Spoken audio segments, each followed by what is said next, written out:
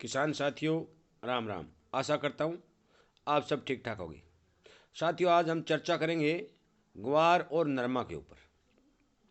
साथियों, बहुत से किसान भाइयों के फ़ोन भी आ रहे हैं और एक दो चार भाइयों के मैसेज भी आए कि अब ग्वार और नरमा में क्या करना चाहिए। साथियों, मैं आपको ये बता देना चाहता हूँ कि ग्वार अब 3 दिन से लगातार तेज़ी की तरफ चल रहा है, परंतु हो सकता है ये तेज़ी एक बार बरकरार न रहे, क्योंकि जितने भी स्टोरियों ने माल जो मंदे भाव में खरीद रखा है वो अपनी बिकवाली करके मुनाफा वसूली करें। साथियों, मैं आपको ये बात अच्छी तरह से बता देना चाहता हूँ और मैं शुरू दिन से आपको ये बात कह रहा हूँ कि आप अपनी ज़रूरत के हिसाब से माल निकालें। यदि आपको 20,000 रुपये की ज़रूरत है तो आप 50,000, 1 लाख, 1.5 लाख रुपए का माल मंडी में न उतारें। साथियों, जब तक हम अपना हाथ टाइट नहीं करेंगे, बाजार के अंदर इन स्टोरियों को मंदे भाव में माल मिलता रहेगा और ये खरीदते रहेंगे, जिससे किसान का बड़ा नुकसान होने वाला है। इसी तरह साथियों, क्या हम गाय भैंस बेचते समय क्या मंदे में बेच देते हैं?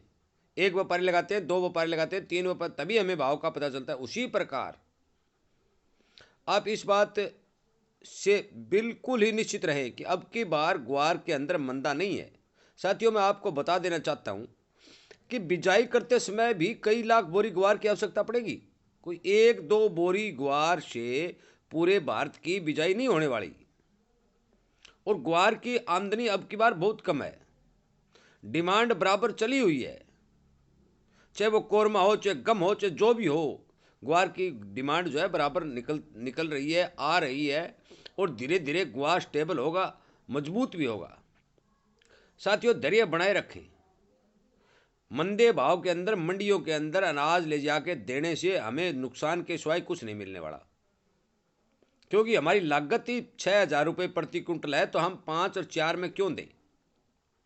पिछले हफ्ता मैं बता दूं कि 5,000 रुपये से नीचे 4800 4700 के भाव में डेरियाँ बिकी थी।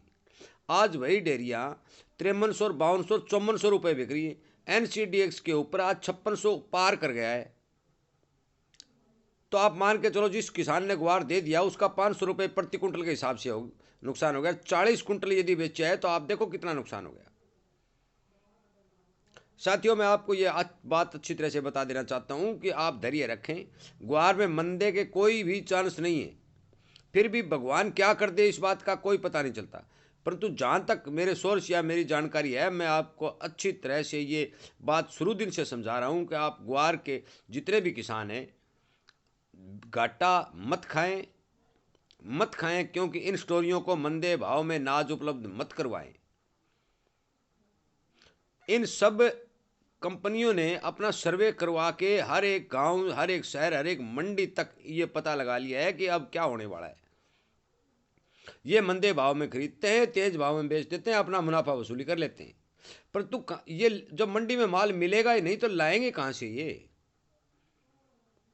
इसलिए ग्वार के बारे में मेरा यही कहना है कि ग्वार के किसान सचेत रहे, सावधान रहें, बाजार के ऊपर नज़र रखें और मंदे भाव में नुकसान उठाकर अनाज नहीं बेचें।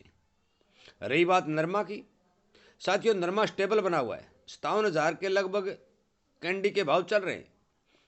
पिछले दिनों 55,000 भी आ गए थे, परंतु नरमा भी नहीं है। नरमा की भी आमदनी ज्यों ज्यों घटेगी। अब तो किसान को हड़बड़ाहट है, वो मंदे के डर से, या वो कह रहे मकान में पड़े पड़े को सुंडी खा रही है, कोई कुछ कह रहा है। अरे भाई, मकान में पड़े पड़े को सुंडी नहीं खा सकती। गीले अनाज को खाने वाले कीड़े अलग होते हैं, हरे पत्तों को खाने वाले कीड़े अलग होते हैं, और सूखे अनाज को खाने वाले कीड़े अलग होते हैं। तो सूखे बंदोड़े को सुंडी कैसे खा जाएगी? अपने दांत से या जाड़ से हम फोड़ेंगे तब हम ताकत लगानी पड़ती है। तो सुंडी में इतनी ताकत थोड़ी है वो बंदोड़े को भेज देगी। हाँ, गुण वगैरह जो चने में लग जाए, वो सूखे अनाज को खाने वाले कीड़े होते हैं। इसलिए आप नरमा के बारे में भी घबराने की जरूरत नहीं है। देखो, समय लग सकता है परंतु भाव बढ़ेंगे। क्योंकि एक बात मैं आपको ये अच्छी तरह समझा देना चाहता हूँ कि ग्वार और नरमा ये दोनों ही चीज़ सरकार बाहर से नहीं मंगवा सकती। चना मंगवा सकती है, सरसों का तेल मंगवा सकती है, दालें मंगवा सकती है, हर चीज़ का एक्सपोर्ट सरकार कर सकती है, क्योंकि वो महंगाई घटाने के लिए एक्सपोर्ट करती है। पिछले दिनों जब भी थोड़ी तेल में तेज़ी बढ़ती दिखी तो उन्होंने पॉम ऑयल बाहर से मंगवा लिया। दालों में तेजी बढ़ती दिखी तो दाल को बाहरों से मंगवा लिया। मैं मानता हूँ सरकार की पॉलिसी गलत है, और मैं ये भी मानता हूँ भी मंदे भाव में बेचने की किसान की मजबूरी होती है, उसके पास पैसे की किल्लत होती है, उसे अपना अनाज के सिवाय और कोई चारा नहीं है। परंतु फिर भी मैं इसके साथ साथ ये कहता हूँ कि पूरा का पूरा अनाज एक साथ मंडी में मत उतारिएगा। किसकी ब्याह शादी है तो उसकी मजबूरी है, भाई हमारा भाई है, क्या कर सकते हैं हम। किसी ने मकान की बनाने की जो प्रक्रिया शुरू कर रखी है तो उसकी भी मजबूरी है। परंतु हर किसी का ये सिस्टम नहीं होता, हर किसी की मजबूरी नहीं होती। वो बाजार की दहशत को देखकर, मंदे की आहट से घबराकर वो अपना माल बाजार में दे देता है और नुकसान उठा लेता है। साथियों, ये दो चीज़ें ऐसी हैं, ग्वार और नरमा, सरकार बाहर से नहीं मंगवा सकती। यदि इसमें तेजी आएगी तो आएगी ही, सरकार इसे नहीं रोक सकती, चाहे वो अपनी नीतियों में कितना बदलाव कर ले।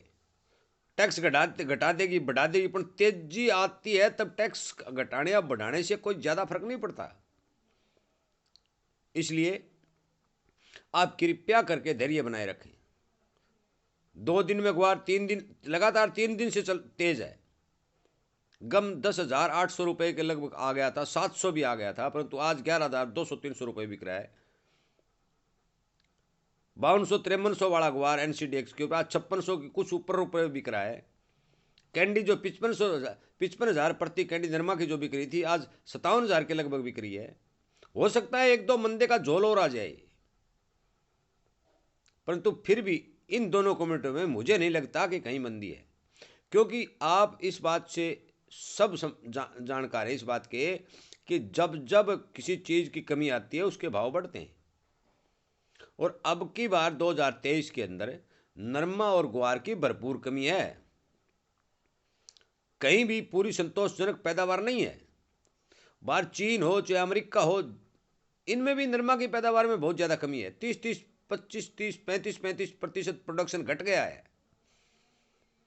और ग्वार का तो जिक्र क्या है कि ग्वार तो सिवाय भारत के और कहीं होता ही नहीं, कोई थोड़ा बहुत एरिया पाकिस्तान का आता है तो उससे कोई फर्क पड़ने वाला नहीं है। इसलिए कृपा करके आप ध्यान दें, धैर्य बनाए रखें और मेरी इस बात को हर किसान तक पहुंचाएं। यदि आप मेरी बात से सहमत हैं या इसी तरह की जानकारी आपको मिलती रहे, इस बात के इच्छुक हैं, तो आप चैनल के साथ जुड़े, इसे सब्सक्राइब करें, इसके सामने वाली घंटी का बटन दबाएं, आम किसान तक इस बात को पहुंचाएं। मैं आपको ये एक बात और बता देना चाहता हूं कि राजस्थान के ही एक कृषि मंत्री जो पिछले दिनों रहे थे, पिछली बार सरकार में थे वो, उन्होंने सिंचाई मंत्री थे, उन्होंने मोदी जी को भी ये बात कही कि भी ग्वार के किसानों की सुध ली जाए।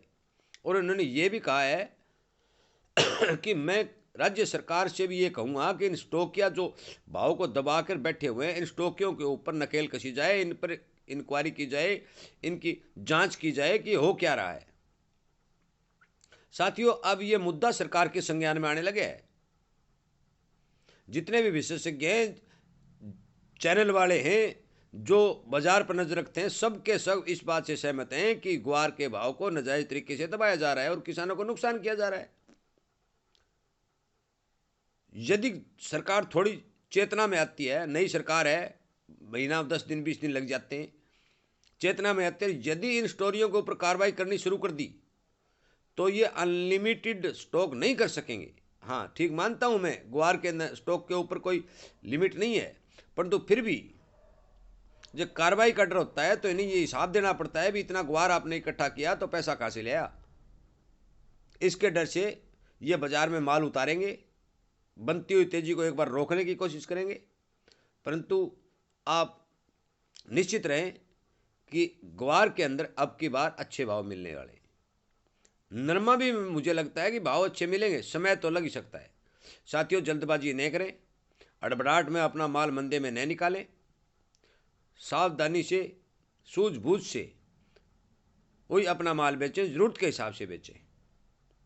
साथियों, इसी तरह की जानकारी मैं आप तक पहुंचाता रहूं, जो आपको पता तो है, परंतु फिर भी हम जब चर्चा करते हैं तो आप कुछ न कुछ सोचते हैं और उसमें यदि हो सकता है आपके दिमाग में कोई नई बात निकली है तो और भी बढ़िया है, क्योंकि किसान किसान की मदद कर सकता है। आपसे विचार विमर्श करें, इकट्ठे बैठें, प्रेम और प्यार बनाए रखें। इसी बातों के साथ मैं ये वीडियो को विराम देता हूँ और आप सबका वीडियो सुनने के लिए और मुझे प्यार देने के लिए धन्यवाद भी करता हूँ। जय हिंद।